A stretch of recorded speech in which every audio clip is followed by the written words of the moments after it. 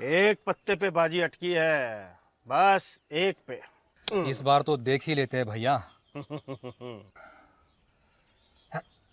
हे तेरी। अरे यही तो चाहिए था। लो भाई बद्री, ये बाजी भी मैं जीत गया। ये क्या चक्कर है भैया? आज सारी की सारी बाजियां आप ही के हाथ आ रही हैं। आज का दिन बड़ा अच्छा है बद्री। देखो ना, कर्जे वाले दफ्तर गया था, वहां भी एक के बाद एक काम आसानी से होता चला गया। भैया उसका क्या हो गया? अर्जी लिखी थी। अरे होना क्या था, मंजूर हो गई। ये तो बहुत बढ़िया हो गया भैया। सरकारी कर्जे मिल जाएंगे तो अपने कितने लोग बेचारे साहूकारों और जमींदारों के चंगुल से निकल जाएंगे, है ना? सब ऊपर वाले की कृपा है बद्री। हम तो बस सोच सकते हैं, करने वाला तो वो है। बिल्कुल सही है भैया, बिल्कुल सही है। उसने रास्ता दिखा दिया है, अब हमको इसी पे डटे रहना चाहिए।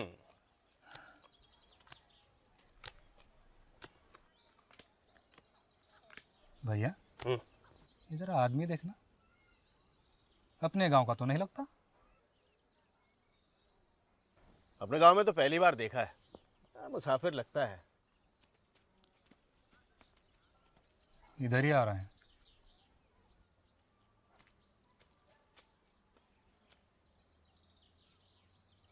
अरे भैया ये तो वो है, वो पिक्चर में काम करता है, जॉनी लीवर। जॉनी लीवर क्या बात करता है बद्री? अरे वो यहाँ क्यों आने लगा? वही है भैया, वही है। अरे हाँ, ये तो असल के जॉनी भाई है।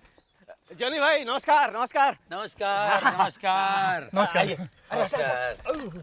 टाइम पास हो रहा है। बैठिए बैठिए बैठिए, अभी बैठिए। जी भाई, कमाल हो गया। आपका जैसा इतना बड़ा आदमी हमारे इस छोटे से गांव में, सच विश्वास नहीं हो रहा। अरे विश्वास का ही तो खेल है सब कुछ। मैंने आपके गांव की बहुत तारीफ सुनी, मुझे भी विश्वास नहीं हो रहा था। मैंने सोचा खुद ही चल कर देखता हूँ। आ गया। लेकिन क्या बात? क्या देखना चाहते हैं आप? बताता हूँ। पहले आप लोग अपना नाम तो बताइए। जी इनका नाम बद्री है। और ये है शंकर भैया। Oh very good. शंकर भैया और बद्री जी। क्या है कि पिछले कई दिनों से इस गांव की बहुत तारीफ हो रही, जो भी देख के आता कहता कमाल हो गया। लेकिन क्या कमाल हो गया, जरा हम भी तो सुने। यही कि यहाँ सब कुछ बदल गया है, गांव की हालत, लोगों की हालत, मतलब काफ़ी कुछ बदलाव आया। क्या क्या? वो तो आया है सर, और हम बहुत खुश हैं, जैसे चमत्कार हो गया है। वाह, क्या हुआ कि जरा मुझे भी बताएंगे? आइए आइए, हम आपको दिखाते हैं। आइए चलो आइए। चलिए, अच्छा बस। आइए जॉनी भाई, हाँ जी शुरुआत तो असल में तब हुई जी। जब पहली बार हमने वो पिक्चर देखी। कौन सी? वो यीशु मसीह की जिंदगी के बारे में जिसमें बताया था। अच्छा, किसने बताई थी फिल्म आप लोगों को? अभी से भी आप प्रभु का चमत्कार ही समझिए। देखिए ना, जिसके पास वो पिक्चर थी उसे खुद प्रभु ने हमारे इस गांव में भेज दिया। वाह वाह। और जब से वो पिक्चर देखी तब से तो बस रोज की रोज उसी पे चर्चा, सबके मुंह पे उसी का नाम। ऐसा असर होने लगा धीरे धीरे कि सब कुछ बदल ही गया। वाह वाह वाह। माँ, देखो जॉनी भाई देखा? जॉनी भाई, हाँ जी। अब तो अगर हमें कोई नया आदमी मिलता है ना, तो हम तो बस उससे यीशु की ही चर्चा करते हैं। बात ही ऐसी कमाल है कि अब कहे बिना रहा नहीं जाता। अब माफ करना, लेकिन आपको कुछ पता है यीशु मसीह के बारे में, यीशु के बारे में? आप बताओ। अब उनके बारे में जितनी चर्चा करो उतनी ही कम है। सच्चाई तो ये है जॉनी भाई कि उन्हें खुद इस दुनिया में परमात्मा ने भेजा था। परमेश्वर के बेटे ही तो थे वो। और क्या, तभी तो एक आम आदमी की तरह रहे, दुख और तकलीफें सही, गरीबों और कमजोरों की मदद की। प्रेम का पाठ पढ़ाया सबको, इस दुनिया के खातिर अपने आप को कुर्बान कर डाला ताकि हम सबको मुक्ति मिल जाए। हम यही सोचते रहे कि उनके बताए गए रास्ते पर हम चले तो वाकई भला होना चाहिए, और फिर वही होने लगा। सब कुछ बदलने लगा, खुशियां ही खुशियां आने लगी गांव में। ऐसा कुछ होने लगा कि बस। यानी कि आपको लगता है कि यीशु मसीह के रास्ते पर चलने से ही ये सब कुछ हुआ है? बिल्कुल जॉनी भाई, इसमें कोई शक ही नहीं रहा। शक का सवाल ही नहीं पैदा होता। सच्चाई तो सिर्फ सच्चाई होती है, इस पे शक करने वाला नादानी होगा, और क्या। क्या बात कही है, वाह वाह।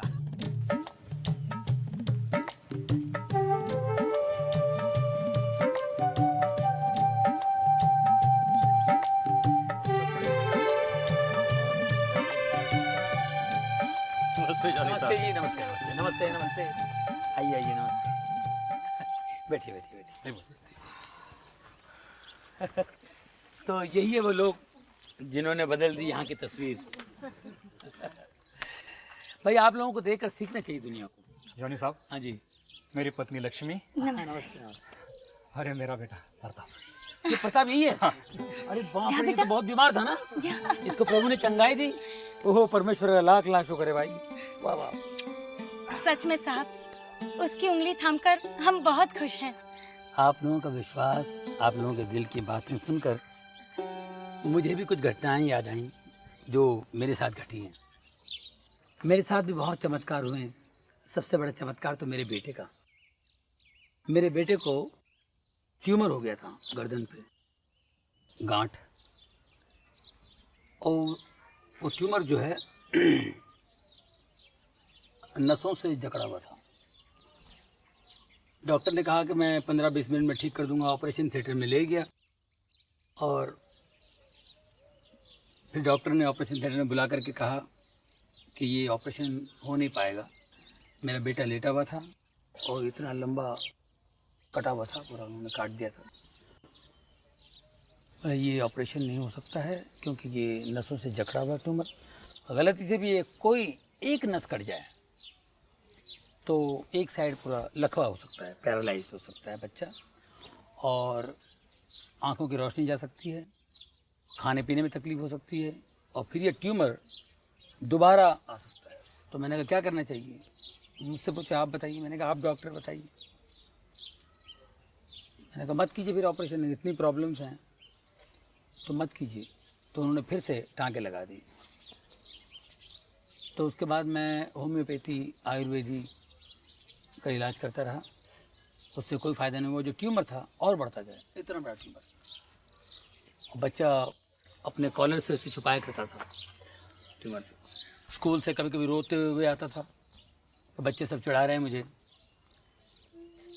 मैंने कहा बेटा मैं क्या कर सकता हूँ, मैं तो, मेरी पूरी कोशिश है कि तुम्हारा इलाज हो,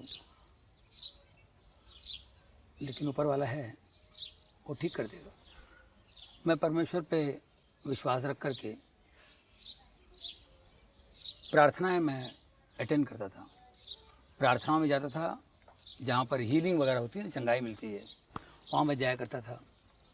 अगर मैं बिज़ी हूँ तो मेरी बीवी ले जाती थी बच्चे को। हमेशा हर पास्टर ने कहा कि ये ठीक हो जाएगा, प्रभु यीशु से ठीक करेंगे। कैसे करेंगे, कब करेंगे उनको पता है, लेकिन ये ठीक हो जाएगा।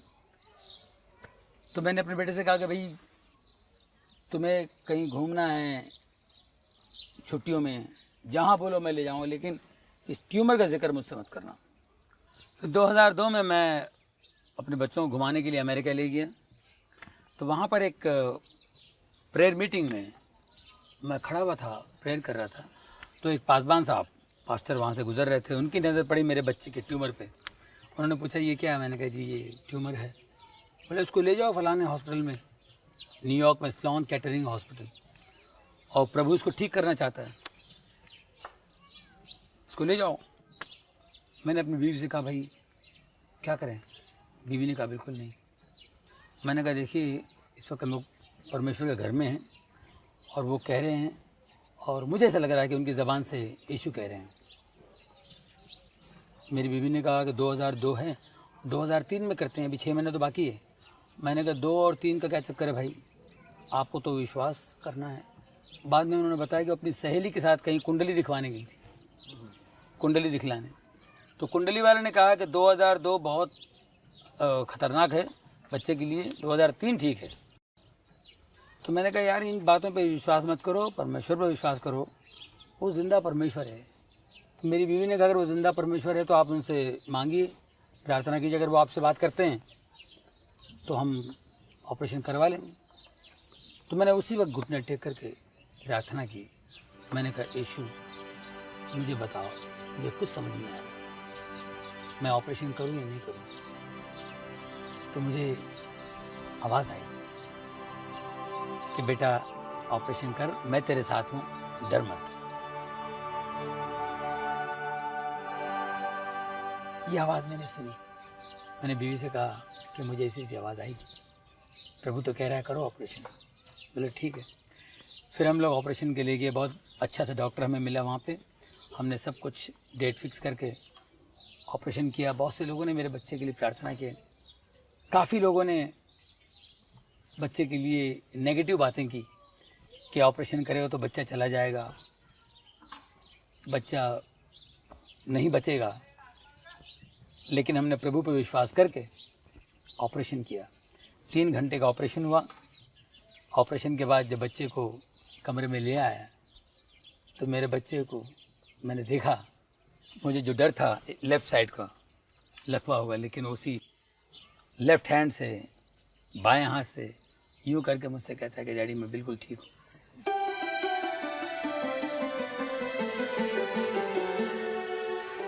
उसे ज़रा भी तकलीफ नहीं, बिल्कुल ठीक हुआ।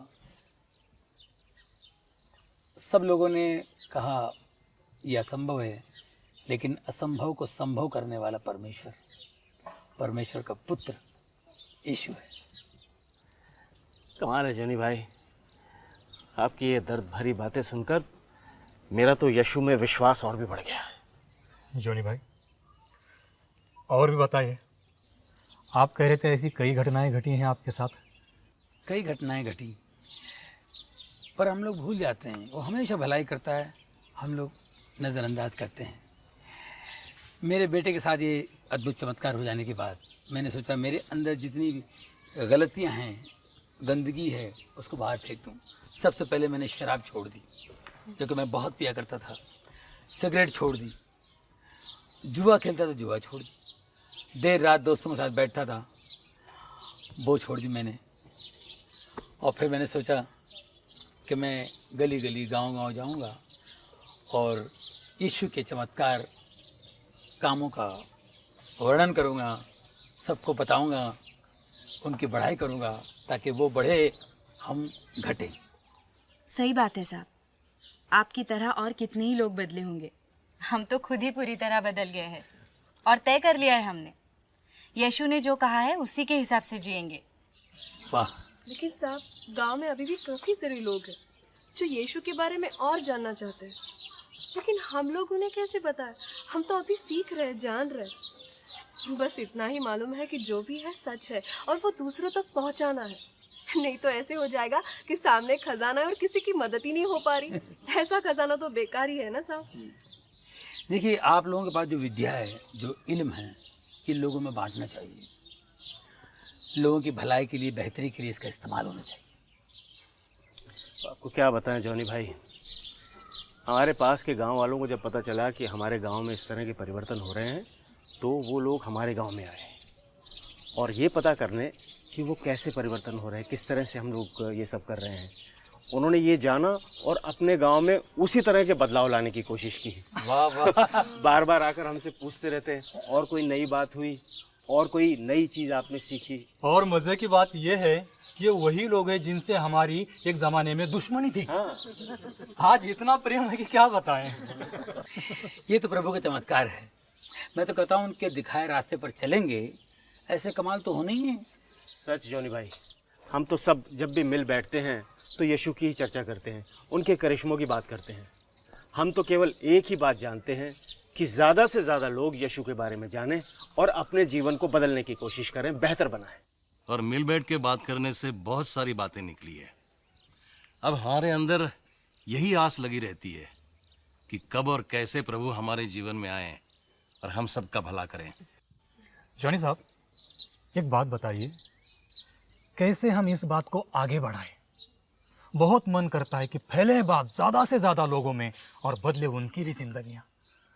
देखो बद्री जी, जिंदगी बदलना तो परमेश्वर के हाथ में है। हम लोग अपने तजुर्बे और सच्चाई लोगों के सामने रखते जाएं और प्रार्थना करते जाएं परमेश्वर से। याद है आपको यीशु ने क्या कहा था?